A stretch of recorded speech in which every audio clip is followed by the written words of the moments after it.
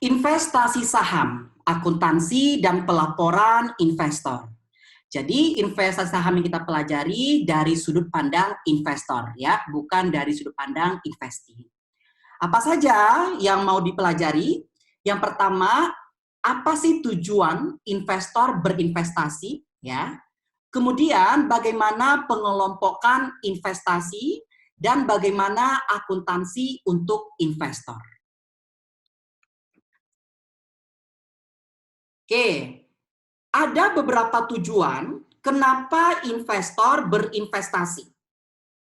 Yang pertama, investor berinvestasi untuk mengharapkan return. Karena kita berbicara saham, return-nya itu bisa berupa dividen, bisa berupa capital gain. Ya. Yang kedua, investor berinvestasi dengan tujuan berjaga-jaga. Ya, berjaga-jaga. Yang ketiga, investor berinvestasi dengan tujuan mendapatkan pengaruh, ya, untuk mendapatkan pengaruh signifikan atas investi. Yang keempat, investor berinvestasi dengan tujuan untuk mendapatkan kendali atau pengendalian atas investi. Jadi bisa untuk return, bisa untuk berjaga-jaga, bisa untuk mengharapkan pengaruh yang signifikan, bisa untuk mendapatkan pengendalian. Oke.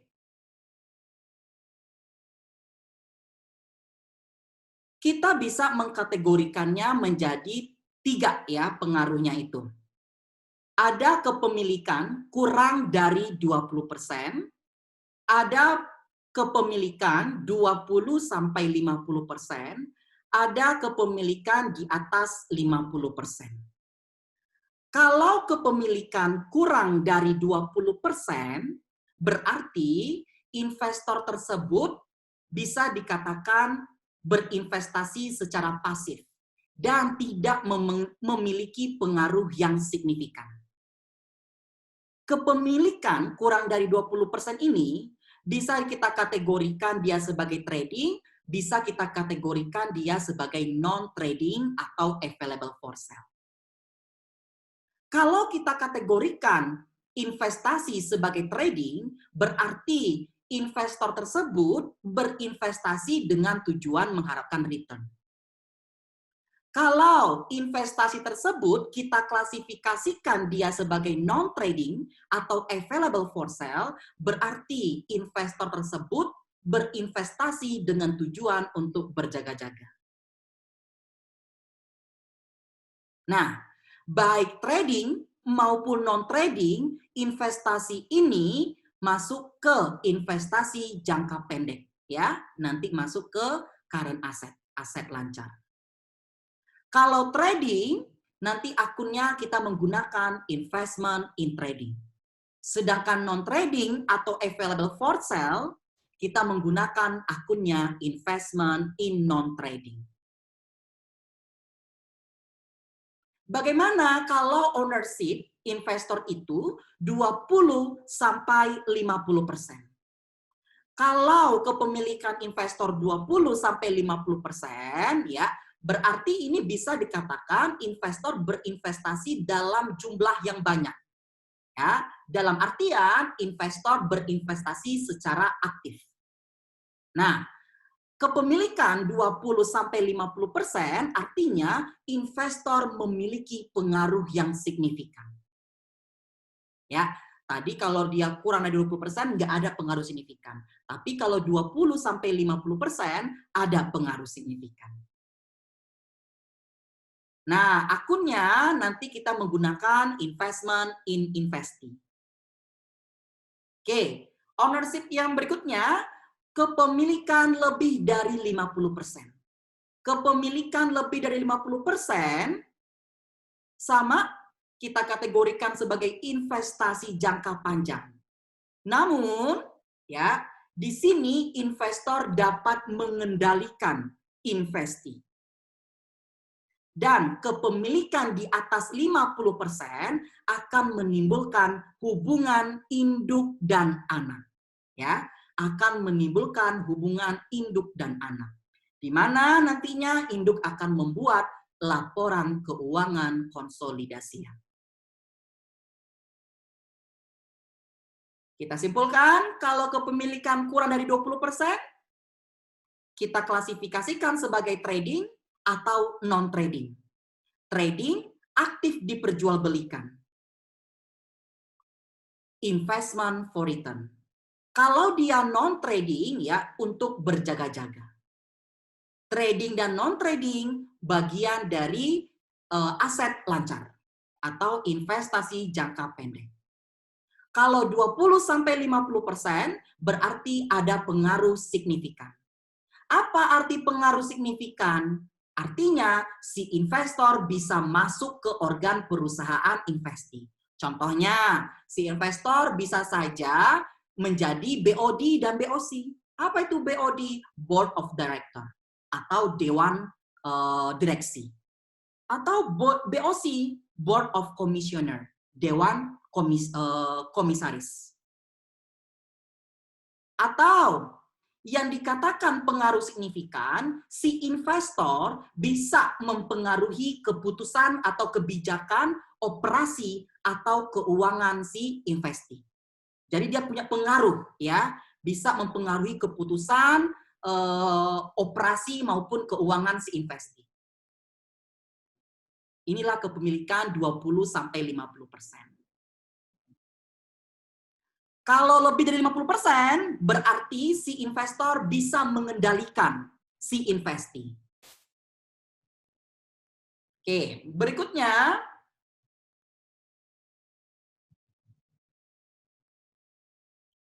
Oke, sebelumnya sini bisa dicatat ya.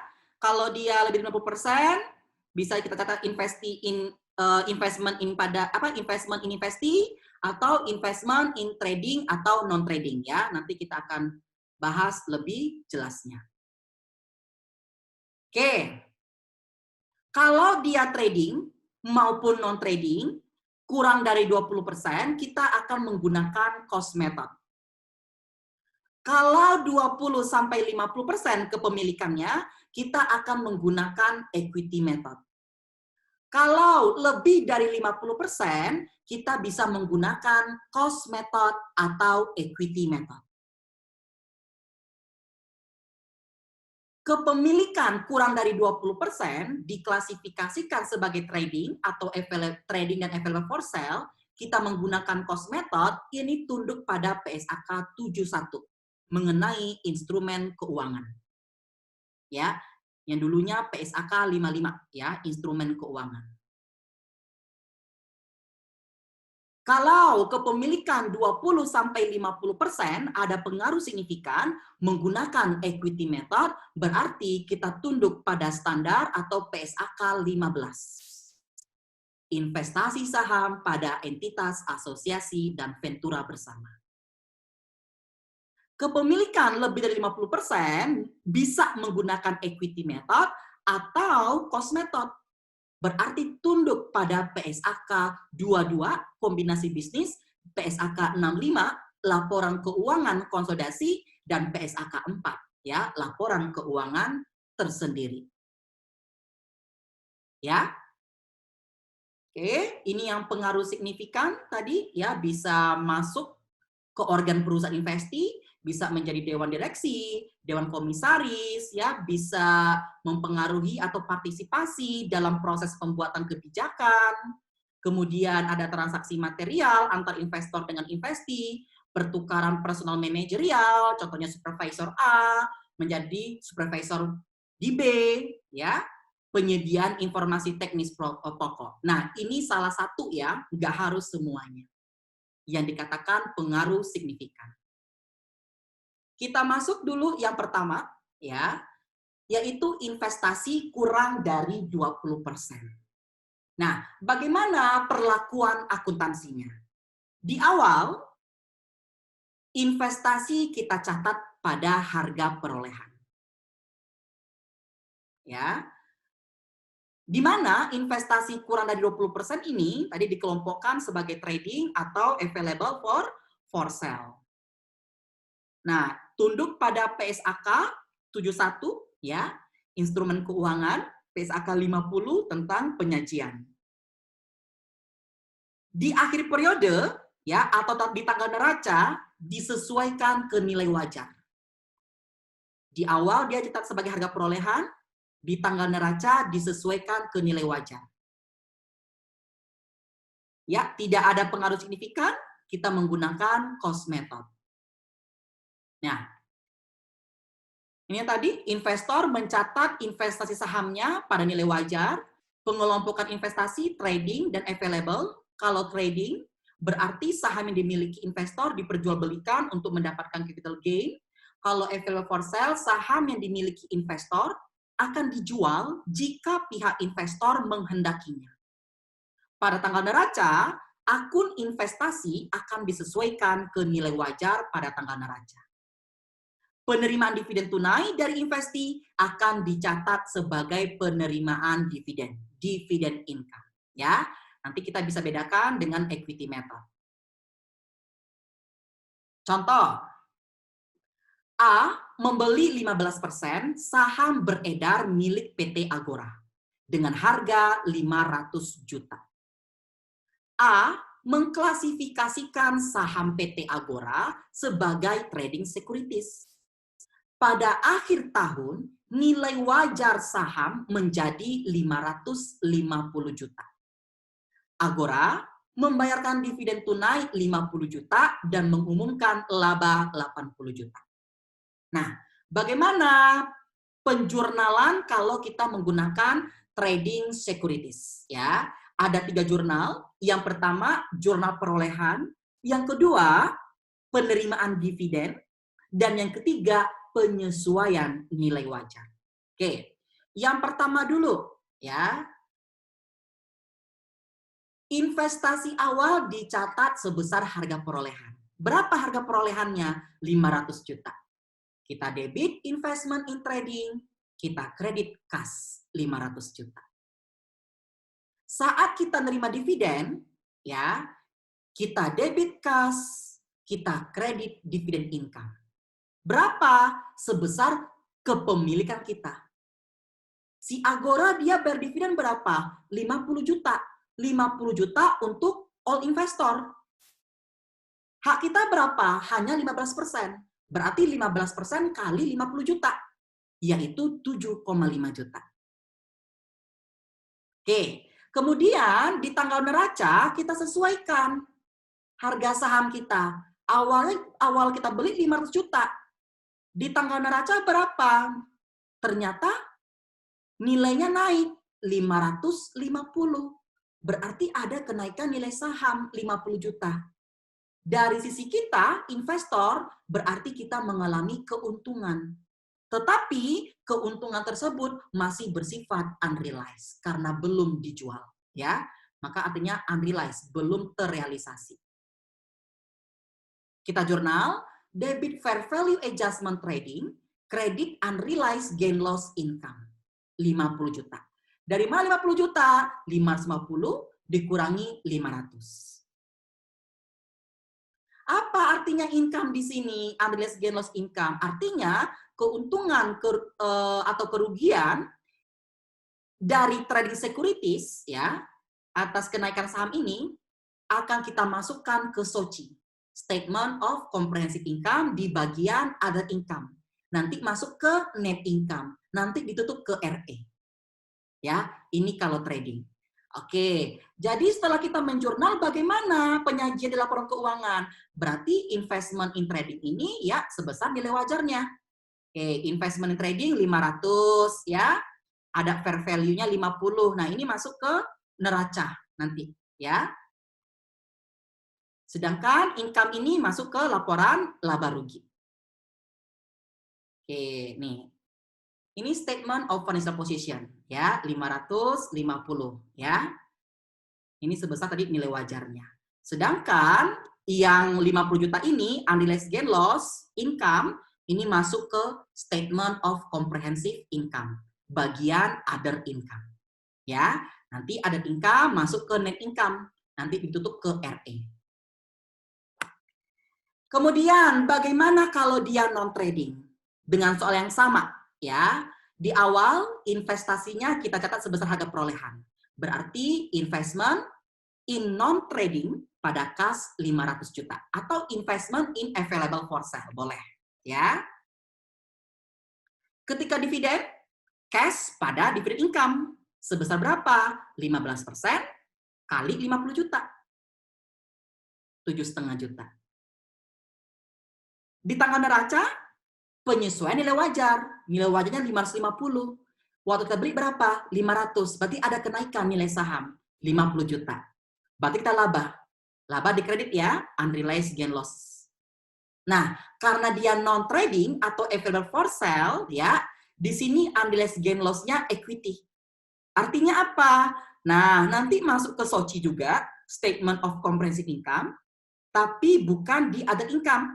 Dia masuk ke OCI. Nanti OCI masuknya ke accumulated OCI. Nah, coba kita lihat dampaknya atau penyajian di laporan keuangan. Investment non-trading 500 sama fair value adjustment non-trading 50. Ini masuk ke current asset, ya. 500 dan 50. Sedangkan yang unrealized gain loss equity 50 masuk ke SOCI, ya, Statement of Comprehensive Income, bagian OCI, Other Comprehensive Income. Nanti masuk ke accumulated OCI di equity-nya. Oke, coba lebih jelasnya dampaknya bagaimana sih unrealized gain loss si income sama equity? Oke, ini dampaknya ya. Ini di SOCI, ya. Sini ada net income, di sini ada OCI. Ya, bottom line-nya total comprehensive income. Nah, yang trading tadi, unrealized gain loss trading, ya, ini angkanya ini ya, gambaran ya, 20. Unrealized gain loss trading yang 20 masuk ke other income. Ya, masuk other income. Nanti dia masuk ke sini. Net income 146. 146 ya ditutup ke RE. Nah, ditutup ke RE. RE kan masuk ke ekuitas kan?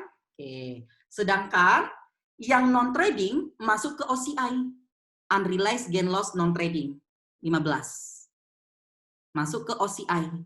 Masuk ke total OCI. Ini dia total OCI 65. Masuk 65 ini ke accumulated OCI. Nah, ini dia ya. Accumulated OCI 65. Ini tadi RE-nya 146. Jadi, ekuitas itu juga bagian dari ekuitas. Oke, itulah trading dan non-trading ya. Kalau kita lihat lagi di sini, nah, berarti ya cuma ini aja jurnalnya. Ketika si investing memilih laba 80 juta, baik trading maupun non-trading, dia no entry. Ya, no entry. Ya, laba nggak perlu dicatat oleh si oleh si investor. Ya, baik trading maupun non-trading.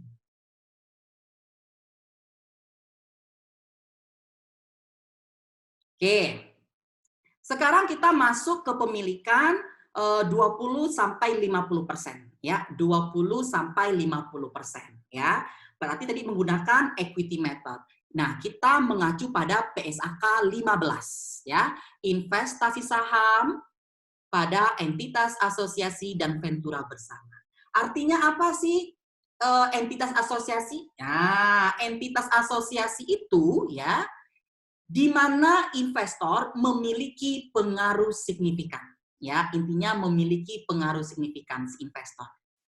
Tapi ya bukan merupakan entitas anak ya atau bagian partisipasi dalam ventura bersama. Oke. Nah, sekarang kita lebih rinci mengenai kepemilikan 20 sampai 50%. Di awal ya investasinya dicatat sebesar harga perolehan. Ya. Tadi diklasifikasikan tadi apa? Investment in S ya, menggunakan metode ekuitas, memiliki pengaruh signifikan ya. Investor akan mengikuti perubahan aset neto milik investi. Artinya apa? Investor akan mengikuti perubahan aset neto milik investi. Nah, aset neto ya, berarti kan aset kurang liabilitas ya, atau kita sebut juga dengan ekuitas. Kalau ekuitasnya investi naik, berarti investment kita juga naik. Kalau ekuitasnya investi turun, berarti investment kita juga turun. Nah, itu artinya ya, investor akan mengikuti perubahan aset neto milik investi. Tidak melakukan penyesuaian ke nilai wajar pada akhir periode. Ya, karena tujuannya hanya mengharapkan pengaruh, ya, bukan hanya return. Oke.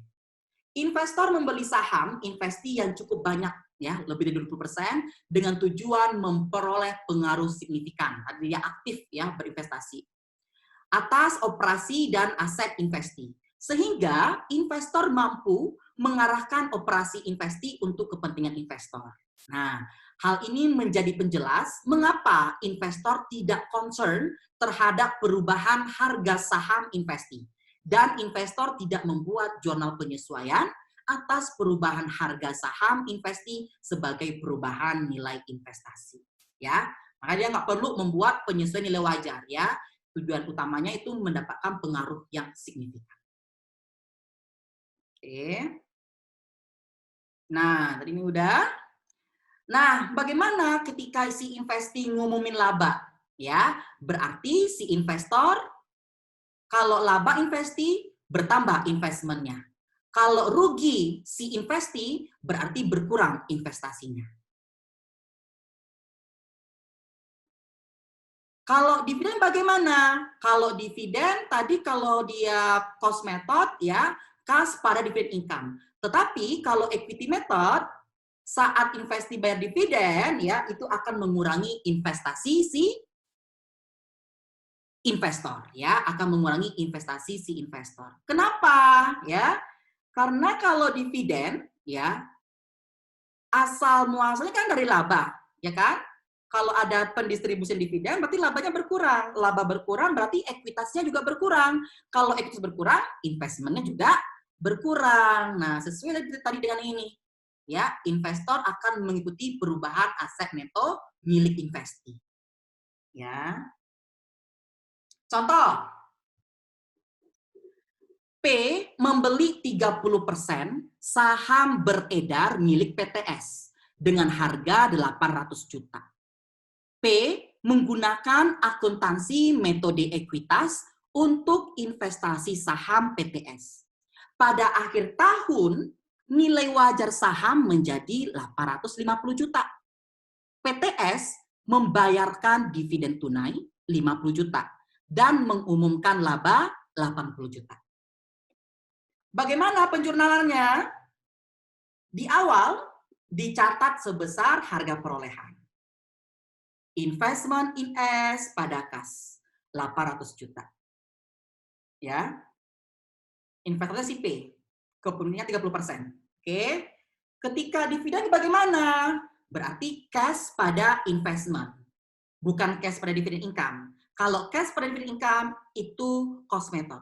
Tapi kalau equity method ketika penerimaan dividen akan menjurnal cash pada investment in S. Ini investi maksudnya S nih ya. Kenapa Pak tadi investmentnya dikredit? Nah, dividen ya asalnya dari laba. Labanya berkurang berarti ekuitasnya berkurang. Kalau ekuitas berkurang berarti investment si investor juga berkurang. Makanya dari dikredit. Ya. Kemudian ketika ada pengumuman laba dicatat. Nah, kalau ada laba berarti ekuitas si investi naik. Nah, kalau ekuitasnya naik berarti investment kita juga naik punya si investor, maka investmentnya di debit. Nah, investment pada income from S, ya. Sebesar berapa? 24 juta. Dari mana? 30% kali 80 juta, ya, 24 juta. Sedangkan tadi dividennya 30% kali 50 juta, 15 juta. Kenapa nggak di jurnal Pak nilai wajar? Nggak perlu, ya. Karena dia nggak concern ke perubahan nilai wajar. Nah, berarti kita beli 800, nilai wajar apa? Di akhir tahun atau di tanggal neraca 50, ini kita no entry. Sedangkan tadi kalau dia cost method, no entry-nya yang mana? Yang ketika ada laba. Ya. Nah, itulah cost method dan equity method. Sekarang, bagaimana kalau investor memiliki saham si investee lebih dari 50%? Berarti kan ada pengendalian, ya kan? Nah, tadi kita bisa menggunakan cost method atau equity method. Ya. Oke, di sini cost method biasa ya. Investor mencatat investasi sahamnya pada harga perolehan sama tadi ya. Pada tanggal neraca, akun investasi tidak disesuaikan ke nilai wajar. Nah, beda ya. Kalau tadi yang PSAK 71 ya, yang kurang dari 20%, yang for return tadi ya. Nah, itu harus disesuaikan nilai wajarnya. Tapi kalau cost method biasa, yang tujuannya untuk mengendalikan yang lebih dari 50%, ya, ini nggak ada penyesuaian nilai wajarnya. Penerimaan dividen tunai dari investasi akan dicatat sebagai penerimaan dividen. Sama tadi ya, cash pada dividen income. Metode ini digunakan jika investasi saham pada investasi dimaksudkan untuk mengendalikan atau menguasai investasi. Contoh, A. Membeli 60% saham beredar milik PT Agora dengan harga 900 juta.